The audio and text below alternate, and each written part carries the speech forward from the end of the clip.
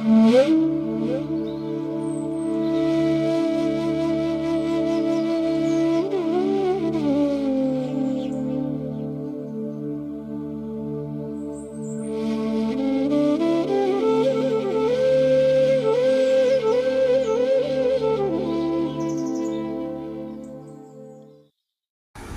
নিরঞ্জনং নিত্যমনন্তরূপং ভক্তানুকম্পাধৃতবিগ্রহং বৈ ঈশাবতারং পরমেশমিত্যং তং রামকৃষ্ণং শিরসা নমামি। নমস্কার। শ্রী শ্রী ঠাকুর, শ্রী শ্রী মা এবং স্বামীজি মহারাজের রাতুল চরণে বলুণ্ঠিত প্রণাম জানিয়ে আমরা স্বামী ওঙ্কারানন্দজি মহারাজের কথালাপে ধর্ম প্রসঙ্গ এই আলোকেই আজকে সৎকথায় প্রতিদিনের মনন সম্পন্ন করব। 24শে জুন 1971 পূজনীয় স্বামী ওঙ্কারানন্দজি মহারাজ, যিনি সর্বদা ধর্ম প্রসঙ্গ করতেন, তিনি বলছেন, খুব জপ করো, এই সঙ্গে যাবে, আর সব ফেলে রেখে যেতে হবে, বুঝলি? মনে খুব জোর করবি, হবে না মানে হতেই হবে। ঠাকুর কি হেজি পেজি রে? হেলে সাপ ধরলে গিলতেও পারে না, ওগড়াতেও পারে না, আর জাত সাপে ধরলে 3 ডাকে মুক্তি। এ জাত সাপের খেলা। সব সময় মনে রাখবি, আমার পেছনে একজন আছে। ঠাকুর বলেছেন, তোরা 1 পা এগোলে আমি 10 পা এগিয়ে যাব। একথা আর কেউ বলেছে? যখন তার আশ্রয়ে এসেছিস, উদ্ধার হবি। রোশকে ম্যাথরকে তিনি বলেছিলেন, শেষ সময় দেখা পাবি। তা সে শেষকালে তুলসী তলায় শুয়ে বলল, বাবা এসেছো? অর্থাৎ এই জোরটি আমাদের রাখতে হবে, এবং সেই জন্য আমাদের সব সময় মনে রাখতে হবে এই যে ঈশ্বরীয় নাম, সৎ প্রসঙ্গ, এটা খুব দরকার। 3রা জুলাই 1971 স্বামী ওঙ্কারানন্দজি মহারাজ শিষ্যাকে জিজ্ঞেস করছেন, জপ ধ্যান করছিস? শিষ্যা বলছেন, সে তো আপনি জানেন কেমন করছি। তখন অনঙ্গ মহারাজ অর্থাৎ স্বামী ওঙ্কারানন্দজি বলছেন, মনে মনে সব সময় জপ করে যাবি। স্থির হয়ে বসা তো সব সময় হয় না। স্থির হয়ে জপ করার পর সেই রেস্টটা রেখে দিবি। সারাদিন কাজকর্মের মধ্যেও সেটা করে যাবি। ঠাকুর বলতেন, স্মরণ মনন করবি সব সময়। কাজকর্মের সঙ্গে নামের ফেউ লাগিয়ে রেখে দে। ফেউ জানিস তো, বাঘের সঙ্গে থাকে, সতর্ক করে দেয়। তেমনি কাজের সঙ্গে নামের ফেউ লাগিয়ে রেখে দিবি। তাকে স্মরণে না রেখে যে কাজ করবি তাতে বন্ধন, আর তাকে স্মরণে রেখে যা করবি সেটাই উপাসনা। তখন শিষ্যা বলছেন যে কাজের মধ্যে যে মনে মনে জপ করি সে তো মেকানিক্যাল হয়ে যায়, ঠাকুরকে তো তত মনে পড়ে না। তখন ওঙ্কারানন্দজি মহারাজ বলছেন, তা হোক মেকানিক্যাল, তাতে কিছু ক্ষতি নেই। নামের মহাশক্তি, সে তার কাজ করে যাবেই। যেমন ঠাকুর বলতেন, পাথর ভেদ করেও গাছের অঙ্কুর বের হয়। তখন শিষ্যা বলছেন, আমরা কি প্রমোটেড হলুম, না সেই ক্লাসেই রইলুম? তখন মহারাজ বলছেন, এর তো কোনো প্রমোশন হয় না, অনন্তকাল ধরে ভগবানকে ডাকতে হয়। ঋষিরা তাই ডেকেছিলেন। ভাববি আমাদের কত সৌভাগ্য যে তাকে ডাকতে পাচ্ছি। মনুষ্য জন্ম পেয়েছিস, এই সুযোগ, যা করবার এই বেলা করে নে। এরপর আবার কেমন জন্ম হবে কে জানে। এখনই যা করবার করে নে। এখন থেকে অভ্যাস পাকা করলে মৃত্যুর সময়ও ইষ্ট স্মরণ করতে পারবি। অভ্যাসের জন্য আপনি ইষ্টমন্ত্র জপ হবে, না হলে মৃত্যু যন্ত্রণায় কি আর এসব মনে পড়বে? অভ্যাস খুব দৃঢ় হলেই মৃত্যু সময়ে আপনা হতেই নাম হবে। সকলে চারপাশে কাঁদবে, তোর কিছুই না, তুই নাম করতে করতে চলে যাবি। অর্থাৎ কতটা নামে জোর। ওই যে বলে না, নাম হচ্ছে পাওয়ারফুল অ্যাটম বোম। ভগবান কি নামেন? সত্যি সত্যি নামের দ্বারাই ভগবান নামেন। এবং আমরা অনেক সময় ভাবি যে ভারতীয় শিক্ষা সংস্কৃতিতে অবজ্ঞা হচ্ছে, জীবনের মূল্যবোধ সম্পর্কে আমাদের দৃষ্টিভঙ্গির পরিবর্তন, তরুণদের মধ্যে বিদেশি ভাব এসেছে। তখন মহারাজ বলতেন যে একটা ভাব সংঘর্ষ চলছে, কিন্তু কেবল তার কথা পড়ো, সারাদিন তাঁর কথা চিন্তা করো। অর্থাৎ ঠাকুরের কথা, ঠাকুরের দিকে দেখো, অনবরত ভাব হচ্ছে। মানুষের একটা ভাব হলেই আন্ডিল হয়ে যায়, কিন্তু তার চক্রবৎ একটার পর একটা ভাব আসছে। আর মাঝে মাঝে মনটাকে একটু নামিয়ে নিয়ে তিনি ভক্তদের সাথে কথা বলছেন। সেই গান আছে, চিন্তয় মম মানস হরিচিত খননী রঞ্জন, একেবারে শুনেই ঠাকুরের সমাধি। এই কোনো শিষ্যা জিজ্ঞেস করছেন মহারাজকে যে মহারাজ, মরবার সময় ঠাকুরকে স্মরণ করতে পারলে তো আর জন্ম হয় না বলে, কিন্তু অনেক কষ্টের মধ্যে দিয়ে যদি নাম স্মরণ হলো তো তার মূর্তি তো স্মরণে নাও আসতে পারে, তাহলে কি হবে? তখন ওঙ্কারানন্দজি বলছেন, যদি রাম বলতে পারিস তাহলেই উদ্ধার হয়ে যাবে। আর তাঁর শ্রীমূর্তি যদি একবার মনে আসে তাহলে তো ব্রহ্মলোকে স্থান। একবার যদি তাঁর শ্রীমূর্তির ইমপ্রেশন মনের ওপর পড়ে তাহলেই তো গতি হয়ে গেল। যেমন চিঠির ওপর একবার পোস্ট অফিসের ছাপ পড়লে ঠিকানা পর্যন্ত তার গতি হয়ে গেল, তেমনি তাঁর শ্রীমূর্তির ইমপ্রেশন যদি একবার মনের মধ্যে পাকা করে নিতে পারিস তাহলেই তো মেরে দিলি। তখন শিষ্যা জিজ্ঞেস করছেন, যদি শেষ সময় তাকে স্মরণ করার মতন অবস্থা না থাকে? তখন ওঙ্কারানন্দজি বলছেন, তিনিই করিয়ে নেবেন। তাঁর আশ্রিতের প্রতি তাঁর দৃষ্টি থাকে, যে তার আশ্রয় নিয়েছে সে শেষ সময় অন্তত তাঁর দর্শন পাবে। ভক্তের প্রতি ভগবানের সর্বদা দৃষ্টি থাকে। তখন শিষ্যা বলছেন, আপনি থাকবেন না, আমরা তখন কার কাছে যাব? তখন মহারাজ বলছেন, স্বামী ওঙ্কারানন্দজি মহারাজ, তখন ঠাকুরই বলে দেবেন।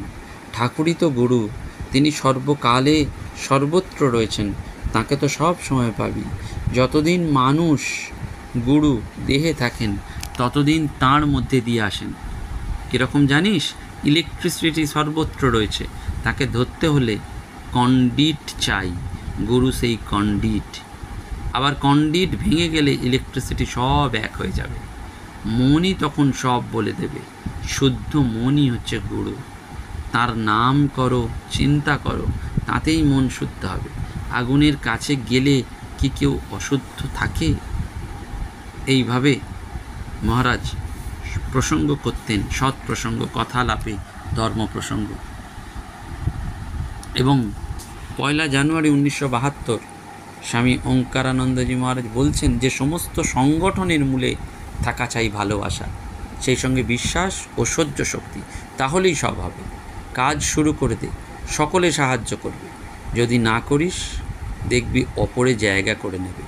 আমিও কিছুই জানতুম না, কিন্তু সবই তো হয়ে গেল। এবং মহারাজ কথা প্রসঙ্গে আমাদের প্রধানমন্ত্রী ইন্দিরা গান্ধী সম্পর্কে একটি কৌতূহলজনক কাহিনী বললেন, যে ইন্দিরা গান্ধী তখন 5-6 বছরের। তিনি ওর মার সঙ্গে এলাহাবাদে একটা সভায় উপস্থিত, এবং বিজ্ঞানানন্দজি স্বামী তখন সভাপতি। ইন্দিরা গান্ধী সেখানে খুব ছোটাছুটি করছে, নাচ দেখাচ্ছে, সকলে ওকে বসিয়ে রাখার জন্য চেষ্টা করছে, কিন্তু তিনি তো বাচ্চা, তখন কিছুতেই শুনছেন না। তাতে সকলে বিশেষ ব্যস্ত যে পাছে বিজ্ঞান স্বামী বিরক্ত হন। কিন্তু বিজ্ঞানানন্দজি মহারাজ সব দেখে কেবল বললেন, ওকে তোমরা কেউ বাধা দিও না, ওর খেয়াল মতো ওকে ঘোরাফেরা করতে দাও, ওর মধ্যে বিরাট সম্ভাবনা রয়েছে, কালে বিরাট হয়ে উঠবে। 10ই ফেব্রুয়ারি বলছেন স্বামী ওঙ্কারানন্দজি যে একদিন হরি মহারাজকে জিজ্ঞাসা করেছিলাম যে স্বামীজি বলেছেন ঠাকুরকে বোঝার আগে আমায় বোঝো, আমি কি ফেলনা? এটা কেন বললেন? তখন হরি মহারাজ উত্তরে বলেছিলেন, দেখো ঠাকুর ভগবান আর স্বামীজি একজন পারফেক্ট ম্যান। নর ছাড়া নারায়ণকে কে বুঝবে? আর ওই পারফেক্ট ম্যানের কাছে আমরা পিগমি। কথা প্রসঙ্গে ওঙ্কারানন্দজি বললেন যে তিনি মাস্টারমশাইয়ের ছাত্র ছিলেন, বিজয়ের পর একবার প্রণাম করতে গেছেন, বিজয়া দশমীর পর। কথায় কথায় সন্ধে হয়ে গেল, তিনি চুপ করে রইলেন। বলেছিলেন, এখন কি আর কথা ভালো লাগে? এখনই ঠিক ইনফাইনাইটের সঙ্গে মেলার সময়, এখন কি আর ফাইনাইটের চিন্তা করা যায়? জনৈক শিষ্যা একদিন ওঙ্কারানন্দজিকে প্রশ্ন করলেন যে মহারাজ, আমাদের জীবনে যা ঘটে তা কি নিজেদের কর্মফলে না ঠাকুরের ইচ্ছায়? মহারাজ বললেন, যা ঘটে কর্মফলেই ঘটে। প্রারব্ধই জীবনে ফল দেয়, ভোগ ছাড়া প্রারব্ধের ক্ষয় হয় না। তবে ঠাকুরের কাছে যদি খুব প্রার্থনা করা যায় ও তাঁর কৃপা হয়, তাহলে হয়তো খাঁড়ার ঘাটা নরুনের ঘা হয়, অল্পের ওপরই ভোগ কেটে যায়। ভগবানের ইচ্ছায় যদি সব হতো, তাহলে তো তিনি একাল ছেঁড়ে হতেন। কোনো মানুষ হয়তো অন্যায় করেও সুখে আছে বলে মনে হয়, আবার কেউ হয়তো মনে হয় অকারণেই কষ্ট পাচ্ছে। এ যদি ঠাকুরের ইচ্ছায় হতো, তাহলে তিনি পক্ষপাত দুষ্ট হতেন। তবে কর্মখিল ফল কি সবসময় খারাপ হয়? আমার এখন শরীর অসুস্থ, এ তো কর্মফল। কিন্তু এই জীবনেই তো ঠাকুরের সন্তানদের দেখেছি, সংস্পর্শে এসেছি, তাদের স্নেহ পেয়েছি, সেও তো কর্মফলই। এবং বারবার সেজন্য মহারাজ বলতেন ভক্তদের যে কাজে তোমার মনে স্ফূর্তি আসে, তেজ আসে, ভক্তি আসে, চরিত্র হবে, সেই রকম কাজ করতে হবে। এখন স্বামীজি একমাত্র দেবতা, তিনিই হচ্ছেন এপিটোম। এবং সেই ভক্ত বলছেন যে মহারাজ, শুধু চিন্তাই যে ভারত থেকে বাইরে গেছে তা নয়। পরিব্রাজক গ্রন্থে স্বামীজি বলেছেন ভারতের অর্থ পৃথিবীর ঐশ্বর্যের কারণ। এবং 1972 সালের 19শে মে মহারাজ বলছেন সুন্দর করে, অসাধারণ একটি কথা, যে কাজের টাকা ঠিক আসবে, কিছু ভাবিস না, তবে চরিত্র দরকার। ঠাকুরের নামে যা যা আসবে তা ঠিক ঠিক ব্যবহার করা দরকার। এখন বুঝতে পারছি কেন ঠাকুর বলেছেন সত্য কথা বলির তপস্যা। 11ই মে এটি বলছেন, আর 19শে মে বলছেন পূজনীয় স্বামী ওঙ্কারানন্দজি মহারাজ, যে বিয়ে না করলেই অস্বাভাবিক বা স্টান্টেড জীবন হয়, এ ধারণা ঠিক নয়। আমি ডাক্তারদের সঙ্গে এই বিষয়ে কথা বলেছি, নিজেও অনেক পড়াশোনা করেছি। বিবাহিতদের মধ্যে পাগলের সংখ্যা কম নয়, বেশি। বিয়ে করেই বা কী হয়? স্বামী স্ত্রীর স্বাধীন সত্তা বিকাশ লাভ করে না। বলে আমরা ইন্ডিপেন্ডেন্ট, কিন্তু স্বামীরা বেশিরভাগ ক্ষেত্রে স্ত্রীদের অধিকারের গণ্ডি টেনে দেয়। স্বামীর ইচ্ছে বা রুচি মতোই স্ত্রীদের চলতে হয়। স্বাধীন জীবন কাকে বলে? সে এক ওই বুড়ো বুড়ি দেখিয়ে গেছে। মাকে ঠাকুর সলতে পাকানো থেকে নির্বিকল্প সমাধি পর্যন্ত শিখিয়ে গিয়েছিলেন, অথচ মায়ের ইচ্ছার বিরুদ্ধে কখনো কিছু করেননি। এবং ছেলে মেয়ে হলে মা বাবা তাদের ঠিকভাবে মানুষ করে না। তাদের বিচার বুদ্ধি যাতে ঠিকভাবে বিকাশ লাভ করে, তার জন্য বাবা মায়েরাও সচেতন নয়, সচেষ্টও নয়, শুধু নিজেদের কর্তৃত্ব খাটায়। ছেলে মেয়েদের জ্ঞান যাতে সব বিষয় বিকাশ লাভ করে, তার কোনো চেষ্টা করে না। এবং মহারাজ বলছেন সুন্দর করে যে সেক্স সম্বন্ধে যদি ছেলে মেয়ের কোনো কৌতূহল থাকে, তাহলে এড়িয়ে না গিয়ে বুঝিয়ে দেওয়াই ভালো। কিন্তু এমন শিক্ষা তাদের দিতে হবে যাতে তারা ওই ব্যাপারে অতিমাত্রায় সচেতন না হয়ে ওঠে। বুঝিয়ে দিতে হবে ও সম্বন্ধে অত ভাবতে নেই, ও শরীরের ধর্ম। আসল কথাটি মহারাজ খুব সুন্দর করে বলছেন সেই জন্য স্বামী ওঙ্কারানন্দজি, যে ঠাকুর মা ও স্বামীজি এই আসল। খুব স্বামীজি পড়বি, নিজের ভাবে বুঝবি, না বুঝলে জিজ্ঞাসা করবি, ছাড়বি না। এই করেই কাটাতে হবে, দমলে চলবে না, তার শরণাগত হওয়া চাই। তোদের ওখানে এত লোক কি এমনি আসছে? নিশ্চয়ই ঠাকুরের ভাব আছে। ঠাকুরকে প্রাণের কথা গানের মধ্যে দিয়ে জানিয়ে দে, সব ঠিক হবে, তবে তাকে ডাকতে হবে। এবং সাধু জীবনেও মহারাজ বলতেন যে 3টি জিনিস ঠিকমতো অনুসরণ করে চললে সব ঠিক থাকবে। 1 হচ্ছে ত্যাগ তপস্যা, 2 হচ্ছে বিদ্যাচর্চা, আর 3 হচ্ছে প্রচার। প্রচারে হার্ট সার্চিং হয়, আমি যা বলছি কাজে তা করছি কিনা এটাই দেখতে হবে। এবং জীবনযাত্রা হবে সহজ, simple living with high thinking. যেটা একান্ত প্রয়োজন সেটা ছাড়া আর অন্য কোনো জিনিস রাখার দরকার নেই। এই চাই যদি কেউ বলে, তাহলে তার নিস্তার নেই, কারণ চাওয়ার কোনো শেষ নেই। এবং সাধুদের খারাপ দিকটা না দেখা, সাধু জীবন সম্পর্কে কোনো রোম্যান্টিক আইডিয়া রেখো না। সাধুরাও মানুষ, তাদের খারাপ দিকটা না দেখে ভালো দিকটা দেখো। যে সাধু নাগারে পেটের অসুখে ভোগে, তার মেজাজ হয়তো একটু কিটকিটে, কিন্তু সেই হয়তো আবার আমার আপনার জন্য সন্দেশ রেখে দিয়েছে। প্রত্যেকেরই একটা সফট কর্নার থাকে, সেইখানটায় ঠিক ঘা দিতে পারলে সে তোমার কেনা হয়ে থাকবে। অতএব এইভাবে প্রতিটা লোকের সঙ্গে মিশবে, হার্ট ওপেন রাখবে, সকলের কাছ থেকেই কিছু না কিছু শেখবার আছে। নমস্কার, ধন্যবাদ। প্রাণারাম প্রাণারাম প্রাণা